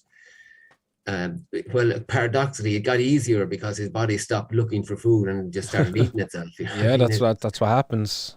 Yeah, so like, I mean, they might keep me there for 3 or 4 weeks, and but again, it's one of these things that you'd be, you know, I mean, you could be racking your brains and going nowhere because there's just. Well, as I said, John, I'll be watching closely on is it Tuesday, the 1st of February? I'll be watching closely, and if I don't hear from you from the end of that day, then I'll be assuming you are in Limerick prison, and I think as soon as possible, then I'll be organising a gathering for up there, and I think it might be a permanent gathering of sorts. Then I think maybe there could be tents erected and stuff like that. Maybe it'll. Free John O Regan village could start happening above there, because it's just wrong that any person would be locked up for cannabis. And I would think, like, you know, for even a personal amount, but I would say even for, like, there was a guy who got 10 years now the other day, John, for he was a part of a gang that operated a cannabis grow house that I think they were growing about over 300,000 euros worth of cannabis, but he got 10 years. And somebody, I think he got 2 years suspended from that, so 8 years he's suspended in prison. Somebody mentioned it there earlier in the comments that there was a person who played a part in the murder of the teenager. I believe it was that person anyway, Cian Mulready Woods. And he got 7 years for his part in a murder of a teenager of drug gangland crime, like that, because it's undeniable. And I don't know if you've seen the news that's happening down here in Cork. But over the last 2 weeks now in Cork, there's been a number of stabbings that have happened across the city. And I was kind of talking to some people around the place, and apparently, no, I've not confirmed this, but apparently that this is some sort of a kind of a drug feud related stabbings that have been happening. Apparently, I don't know, is there money being owed, or is there stuff being stolen? But apparently that there is kind of drug relatedness to these kind of stabbings that are happening across the place, and it needn't be the case at all. Well, I mean, I mean, if you believe in a civilized world, you know, I mean, I've read two books about prisons. One by Dostoevsky, Crime and Punishment. Another one then by Michel Foucault about the historical reason we have prisons in the first place. And you say to yourself, Jesus, what in the name of God are we doing with this flipping putting people in prison for in the first place? Like, I mean, from Dostoevsky, you'd end up reading it, you think at the end of it, what is a crime anyway? I mean, Jesus, it's very hard to actually define what crime is. And from Michel Foucault, you think, for guys, what we're basically doing is the exact same thing that was doing back when, in the days when there was witchcraft. Like, I mean, it's dungeons and Yeah, sticking people in a dungeon. Like, I mean, if they offend the local ruling authority, whoever it is, like the local prince or the local king, wherever it is. But spot on. I mean, putting people. I mean, I've thought about it a bit, and I mean, if you do every last thing, if you eliminated poverty and homelessness and done all these other things, and there's all these other things in place to make sure that people don't get involved in crime in the first place, like, and maybe then you have to have some kind of place where there are some people that are just beyond the beyonds. Like, I mean, you probably met a few of them, I suppose, when you're inside in prison. There's always people who are just Head cases. there's no talking to them. You know, I mean, that's the fucking that's all that matters. Like, Yeah, I've met those people, definitely. but like, but for generally the other 99% of the population, like, I mean, putting people in prisons does it? What good does it do? You know, I mean, again, it's back to I go back to your man like I, 2,000 years ago. I mean, you know, if you people are doing you wrong, then, you know, I mean, you have to empathize with them and care for them, and, yeah, you know, not try to flip and destroy their lives and ruin it. And I mean, it's bad enough as it would be for me going to prison. I mean, for yourself, like, you've got a life, you know what I mean? You've got family, friends, children. I mean, Jesus. I mean, it's not just you that's getting screwed. I mean, and I mean, it's your family as well. Like, I mean, Jesus. yeah. So, like, I mean, that's I mean, I would hate for you. I mean, one of the things I mean, I can think about this, and I'm not hurting anybody. I don't have any, and there's nobody out there going to bawl their eyes out crying because John O Regan, oh my, whatever. But like, I think for a person like yourself, it would be something that you should really. I mean, if there's a way you can get out of it, then do. You know what I mean? I mean, the absolute end, the last resort, is actually going on hunger strike. To actually do. I mean, I would never do physical harm to anybody else. By similar token, I shouldn't be doing any harm to myself either. Like, so, Yeah. so I mean, as I said, I mean, I think I've come up with a great argument as to why not to if they do after a week tell me, can you go out? I'd be very. It would have to. As I said, I'd have had to have some kind of Damascene conversion inside there, where I believe I'm helping the whole world by staying in prison and going hunger strike, which I might do. I mean, Jesus. No, you're certainly, you know, John. Again, you're just one Ego kicks in. individual, but If my one and ego kicks in, I might. I mean, if I start, which could happen, then I certainly think that I can. again, I don't even think it comes down to ego. I just think it comes down to the power of belief and your commitment to your beliefs. If you don't believe that what you're doing is wrong, then you're going to do everything Well, in we your need. power to try to You right that never wrong. know. If you're a righteous person, and from what I'm gathering, it seems like that. Yeah, you are a righteous person, John, and we do need more people. Like you in society, because again, you're trying to right or wrong in your own experiences, rather than, you know, again, like what many people do in their situation, they just try to keep it, jump rushing under the rug, just try to make it go as easy as possible, get their back door. But what you will do, if you push it like the way you're looking at doing it, then it'll definitely make those within the authority definitely kind of think about, Well, hey, I should can we only be? do what I believe in. Yeah, What makes sense to me. I mean, I can't understand how somebody would accept a 10-year sentence in prison for growing cannabis. Like, I mean, if they were found like numerous weapons as well in the grow house, yeah, and these guys had previous convictions for assault and stuff like that. So, I mean, which is understandable, like, but I mean, Well, that's the nature of the game, isn't it? that's Like the with business they're in. prohibition, They that's the have to be type in of it. people that's going to attract to it. Like, but it But I still mean, doesn't justify like if that person's a bad person, lock them up for their bad actions. Growing of cannabis is not a bad action, and to try to justify the fact that like, oh yeah, well look, we're locking this person up for 10 years because oh look, they got caught with guns before and they got caught with this before, and look, there was this there present at the house, and that's fucking indicative of more organized crime, and it doesn't justify it. It's just like, no, well, I that's mean, not right, because that's a problem with the system. Again, these people are being drawn yeah, into it. If this definitely. person is a bad person, then the cops should be catching them doing bad deeds. And again, what are bad deeds? You kind of asked that question there. What is a crime? But I think anything in which there is a victim. And again, if you're growing cannabis and you're giving cannabis to somebody and they're willingly accepting of it, or like looking for it, you're not forcing it upon a person, then that person could never be viewed as a victim of that transaction or trade. And I think that can be applied to all other drugs as well. And even to those that are, you would say heroin. Oh my God, you're victimizing a person selling them their heroin. But quite often or not, you're providing to this person what it is that they need at that time. And you're not really victimizing them.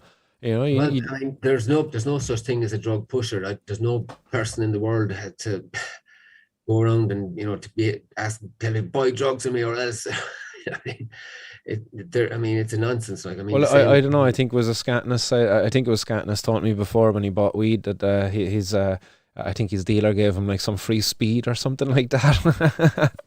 So these things do happen, but that's down to pure entrepreneurialism, like Oh, yeah, I mean, that's. So I that mean, there's there nothing is the wrong with pushers speed. out I there, mean, like, but speed is a he's great just an drug. Like, entrepreneur. if you wanted to, if you knew somebody, if you're dealing and cannabis, nothing but just be cool and enjoying your own place, be called around to you, dealing, and and you decided you wanted to sell speed. I mean, you might send out a few free samples, say, tell your buddies about this. I got this if you want it. Like, I mean, I mean, if you were to go by the rationale of the whole drug war people, that'd be like, oh my God, see what I mean? Yeah. These pushers, they flip and get you hooked on speed. And I mean, if somebody was selling flipping rashers out of their kitchen and then they said, we got these thing called sausages as well, just sausages.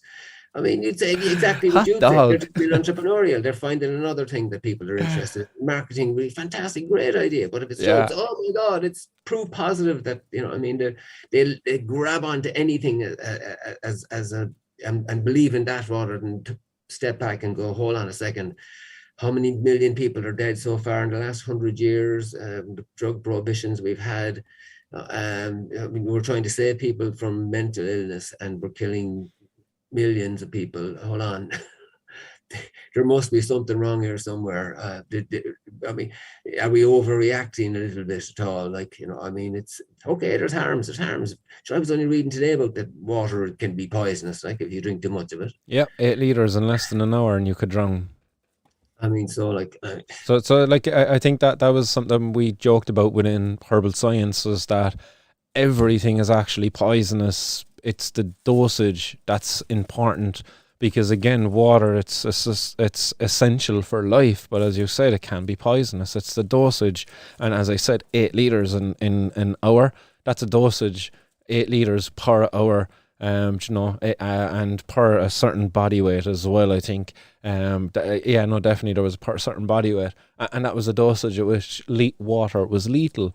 Again, so the dose it's the poison is where the dose, or where it's the dose where the poison is. I mean, they figured out a lot of good things have been figured out about safety and using Yeah. drugs, especially back in the 60s. Like, I was reading something tonight like that. I mean, I remember having a trip one time where I was actually roughing it for a couple of days. I was sleeping in a tent and waiting for a flat to become free.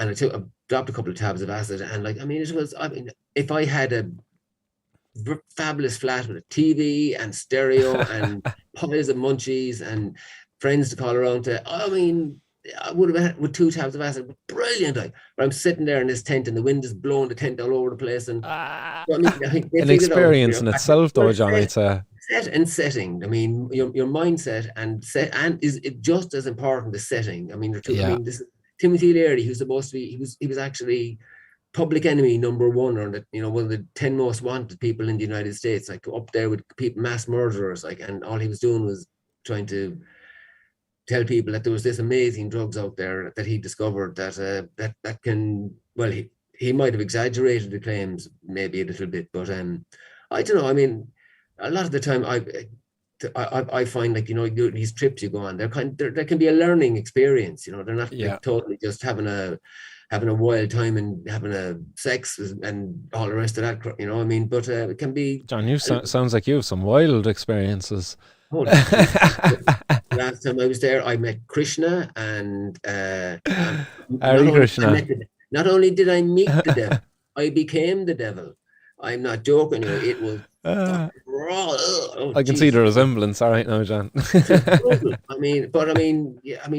find the trips like that, things that they can go. It goes to, if something can be very bad, then you can have a big bounce, and you see the good side to it, and all the stuff that you might take away from it. I mean, there's the living nightmare right outside your front door. You can live that, with your tent blowing around the place, and you're flipping freezing, but that's part of, it's what can happen. It can be like that, and one of the purposes of civilization is to ensure that we have warm houses to live in, and enough to eat, and peace. And, I heard on what. So, like, I mean, I see. Sorry, no, I just see. There's a few people in the comments there saying that Daily Talker is definitely getting inspired by these conversations, and I think, again, as I say, there's people out there now, and the straw is breaking the camel's back. But Daily Talker is saying here, that if you go to prison, that he'll be up outside the gate, smoking outside of the gate. So he's willing to get engaged in a public campaign of civil disobedience up outside of the prison in support outside Limerick prison. Well, I mean, exactly outside there. That's like real pie. I mean, at the moment, the way I see it, I'll just be in for a week or two and gone. I mean, they might, at the most. I mean, I don't think they want the hassle. I don't think they want to. If they can do it quietly out the door, they'll do that. Yeah. I mean, John, I don't think you're going to get a prison sentence, but it'd be interesting to see what the conversation will be like with a judge, given the fact that you haven't paid a number of fines to date. Never come up, though. It's never been mentioned. I mean, I know, but I wonder why. They'll do everything they can to convict you. They'll do their jobs diligently. Yeah. And so, I mean, if there was any way of bringing in that he hadn't paid the fine last time, that they could have done that for the last couple of cases and didn't. So, I mean, I get the impression that there definitely are guards as well who would, if they were able to stick their head above the parapet and say, yes, we know what we're doing is bonkers. Like, I mean, and the people that we're prosecuting aren't any harm to anybody. Yeah. So, I mean, there are guards that know that, and I mean, I've met a couple of very sympathetic guards as well. I mean, admittedly, it's like everything else. There's out of 10 people, you like 1 or 2 who are very, very good, and 1 or 2 who are very, very bad. So, I mean, 10% of the Gardaí at least are well copped on. I mean, there's at least 1,000 guards out there who know that this whole thing is better off being legalized. But we're never going to get them to come. I can't see us ever getting them to come out. Again, I think it's down to us and our community, and I do think that, like, again, Daily Talker's talking about here in the comments, that he wants to start a weekly or maybe a fortnightly meetup in his city, as long as there are a couple of people meeting up with him to engage in a civil disobedience campaign. So just a reoccurring event that happens either on a weekly or fortnightly basis, where just a small number of people. And again, this is the type of thing that we need to get going. That, again, it might only be starting with one person. One person, like Daily Talker, says, look, we're going to meet up here, and Daily Talker goes down.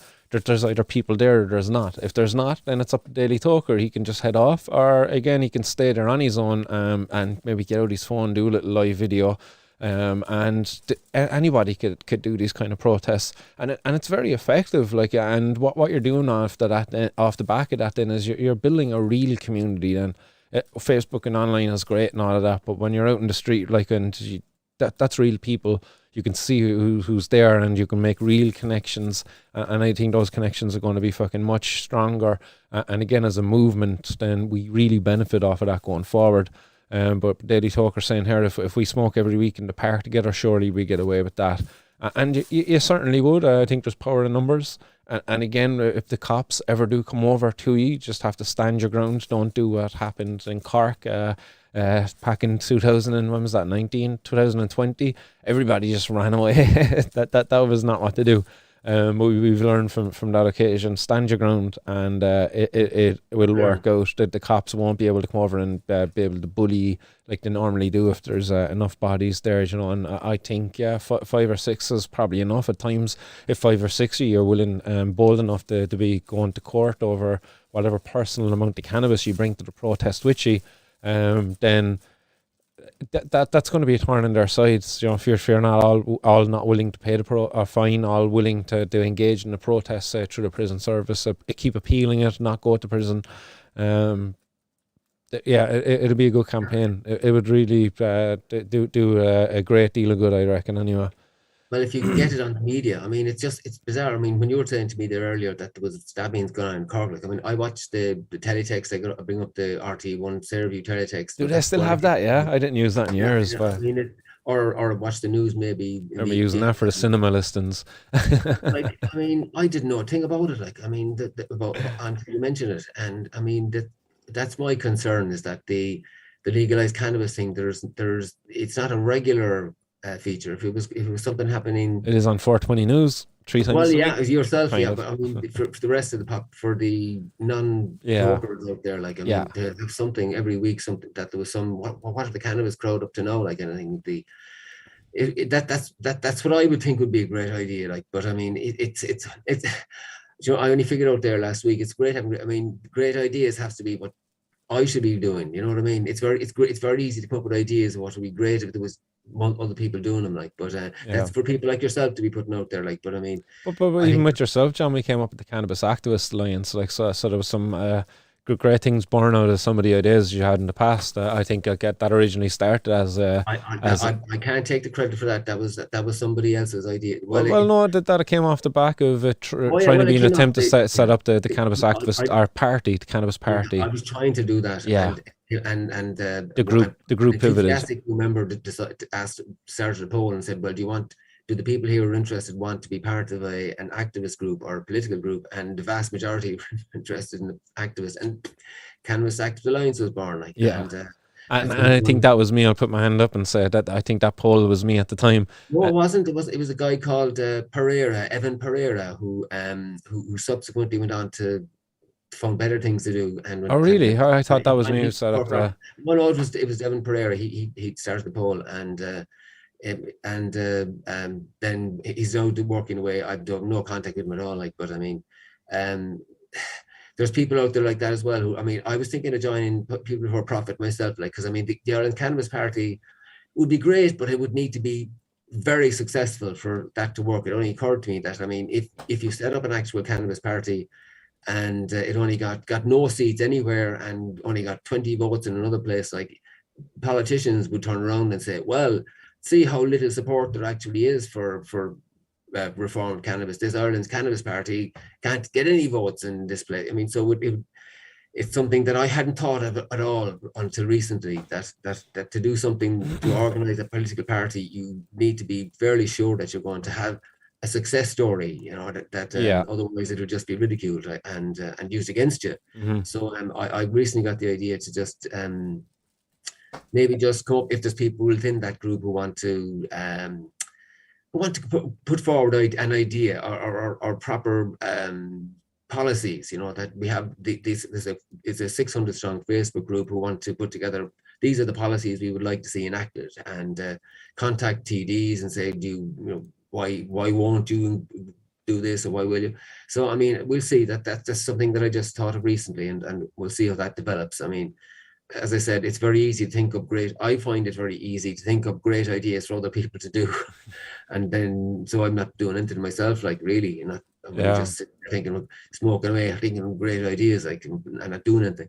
So I'm that's my latest idea, that it's going to take me now. I'm going to have to sort of sit down and I think of getting together a group and doing a brainstorming session, and we'll figure out, you know, because it's one of the things I did when I was doing the marketing, that I mean, it's very easy. But a lot of the time when people come up with ideas, you get one person thinks of one thing, and then you get a second person who's a very strong personality thinks something else, and it ends up being a fight between different things instead of where it's a brainstorming session.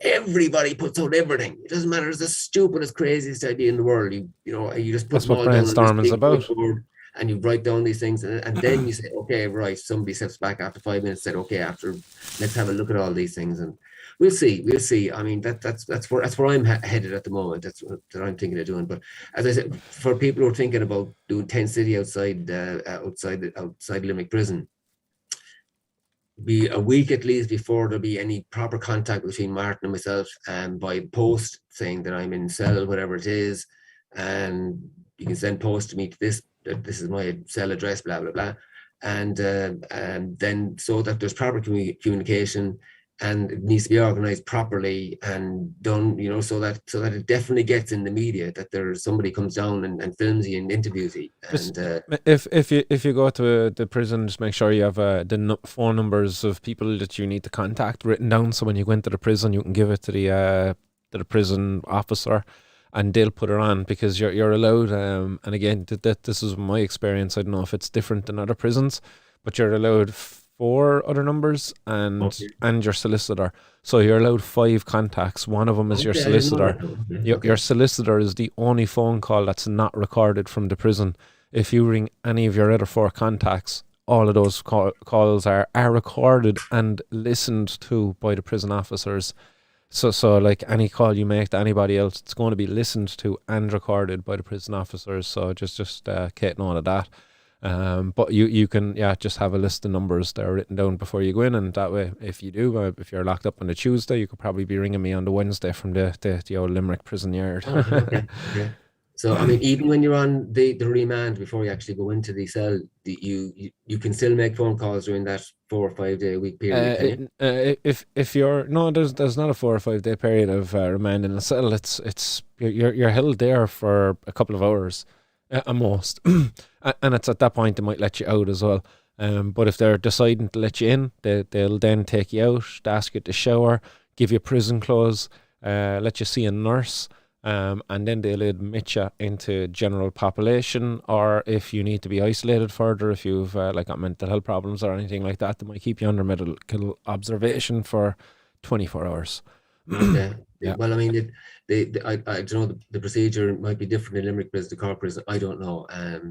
The information that I had was that there'd be a period of at least a couple of days up to a week where before going into the general population to be held. But you're saying it could just be a couple of hours before you're held there. Yeah, because they basically put you into a holding cell, and you're in there then for a couple of hours, and you're either going out the revolving door or you're going into general population. And if you're going into general population, then you're going straight in, as long as you don't display any kind of concerns there for your own welfare, So that's in my understanding. And I can't imagine why it'd be any different, because basically if they're keeping you in some remand place, then they're going to be keeping you almost isolated, because what if you're the only person going into that prison for a few days? That won't be right. That'd be weird. So yeah, they won't be able to do that kind of thing at all. And also you're only allowed 6 minutes of phone call, and that doesn't include the time with your solicitor, which you can kind of chat away for a bit longer, I think. Okay. Well, I knew about that, and so I didn't realize I could bring in a list of phone numbers with me. I had the only thing I'm bringing in written down is I found this great meditation thing from some book I read, and it's about 1 page of an A4 piece of foolscap, and I'll bring that. That's one thing I was definitely going to bring with me, but I didn't realize it. Well, I was going to try bringing it with me. I don't know if I've also a couple of books that I'm going to be bringing, and as I said, I don't know how, if these things can be brought into prison or not. So when the next time we speak, I'll have all the. Well, hopefully not. Hopefully, I won't know all these things. I mean, but if it does come to pass, then I'll be able to tell everybody this is the score when you're at the moment with the COVID-19 regulations. This is what happened to me, and I mean, it might take the fear away from people because going to prison is. I mean, for people like ourselves, it's we weren't raised criminals. We wouldn't. We weren't. No. Prison. I mean, it's a rare and frightening experience. Yeah. I mean, prisons are there for people. to scare people like us, like that Yeah. that are who are, you know, peaceful, like. And Yeah, I so remember being in court and stuff like that, and when I was younger, and bumping into people that you would kind of cross the road to avoid, and then, you know, they think you're in there, so they would try to identify with you. Then, you know, when they might see you out in the street, and afterwards, oh, you were in court there, weren't you? Oh, yeah, yeah, that judge is a prick, Judge John. There's their invitation to start a conversation with a person you might never have conversed with, that's and the thing. I actively mean, try to avoid it. And now they've got more reason there to kind of come over and converse with you because, yeah. oh, I you were in couldn't court believe for it. a nudge as well, by, oh, yeah. I was outside Lidl one day after, and there was these two fucking big, not big, fucking fat like anything. Excuse me, but I mean, whatever. But very strong women, very strong. You know, I mean, they flipping lip, probably throw blocks around the place, throw me around the place if they Yeah. wanted. Like, but they were waving at me and saying hello. This was fairly shortly after a court case, and then one of their male friends came over, chatting away to me like, I mean, the nicest guy you'd meet. I mean, again, he's like obviously well into his weightlifting, like, and he well built, like, and chatting away to me like I was one of the lads, like he won, you know, best buddy kind of thing. Jeez. I mean, it was very odd, you know. I mean, Yeah. again, like somebody that I would, generally speaking, have if I was walking down the road, I'd have made sure to have kept a Probably respectful avoided, distance yeah. from him, you know. I mean, and there he was, just it was, yeah. I Yeah. mean, it does. I mean, people like that have grown up like with criminality their whole lives, I suppose, or maybe they weren't. Maybe it was later in their life that it occurred. I don't know. But anyway, they're much more easy, much more open Yeah. to crack. You know, I mean, you know, you're one of our own. I'd like, as they Yeah. say, one of our own kind of thing. Like, kind of. I mean, which I suppose in a sane, rational world we would be like. I mean, we except in a sane, rational world, they wouldn't be doing the things that they do to get into prison for whatever that is. Like, but yeah, I mean, yes, I wholeheartedly, I went through exactly the same thing with you once. It was very, very strange, as I said, meeting people that in prison. I mean, and again, meeting people outside. I mean, do you remember the last day when you were up in Ennis, you met this, I mean, this guy, people should be writing books about him. He's the craziest guy. I mean, he was doing coke and brandy before going into the flipping courtroom. Like, Jesus God, man. That stuff. Mad bastard. I Well, mean, John, I'll have to leave it there because I realize yeah, it's we've talked getting for long. a lot longer than I intended to get you on, Yeah, and yeah. I know many people out there might be wanting to go over and watch the rest of the high and homegrown guys if they haven't got over there already. I'm not I've doing it. definitely encroached on their territory. The guys started at 9, so my apologies to those guys. John, thanks very much for coming on. It's been great to catch up with you, and best of luck Tuesday. Again, my feeling is that the judge would be foolish to be sending you to prison, and the most likely that they're probably going to try to look for some way around it. So it'll be interesting to see what happens, but nonetheless, best of luck with it anyway, John, and stay strong. Yeah, And cheers. as I say, I will be looking out for formal contact there from you on Tuesday or from your solicitor. Keep my number there to you when you get into prison. If you get into prison, sorry, not when. If if yeah, give me a call and we'll be straight up there, and we will get the protest going in support. Yeah. Okay, send me a cake with a nail file or something. Yeah, no Okay, problem. with a nail file. No breaking you out, John. We'll fight this one. Hunger strike, I get the We'll get cake. you out through willpower. That's how we're going to get you out. Willpower and unity. And I think that's what we'll get out of this. So, and as I said, the judge, I believe they will be foolish to allow you to martyrize yourself on this Yeah, one, well, because it'll be just problems for the politician buddies. truer words were never said. Yeah. All right, so John, have a lovely evening and an even more lovely weekend, and we catch you soon. Bye. Thanks, Thanks, John. everybody. Bye. Cheers. So there was the lovely Mackie. Sorry, that was Canaman. That was the lovely John O Regan guys. And Tuesday, John is up in court for his cannabis charge. I didn't actually even ask him what specifically it was, but it's up for a cannabis charge anyway. So it'll be interesting to see what the outcome of that is. But if John gets sent to prison, John is vowing to engage in a campaign of a hunger strike campaign. So I'll be up there alongside of John, alongside of the prison where John will be held if he goes up there. So that's my promise to John anyway. And I'll have a court case myself on the 9th of February.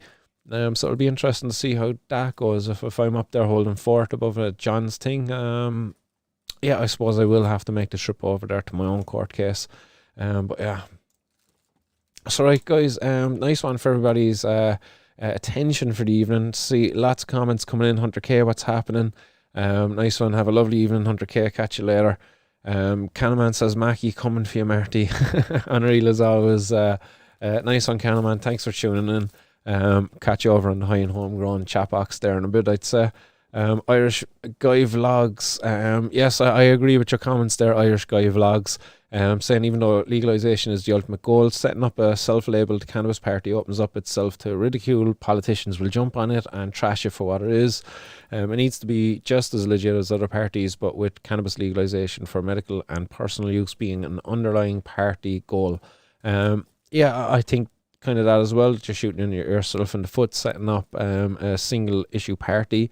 And I think, as John pointed out there, maybe joining the people before profit is actually the best way to support cannabis legalization, because they seem to be the most pro cannabis legalization party. And if they start getting a lot of new memberships, primarily because of cannabis legalization, that might bump it up the list of priorities there for the party overall. Which is in effect what you say there, Irish Guy Vlogs. And for John O Regan, who wanted to set up a cannabis legalisation party, it would also achieve the goal there, the desired goal there. But yeah, I definitely do agree that those issues would arise if you have a cannabis legalisation party. You bring everybody together on the one single issue, and then it's impossible to have other issues around that.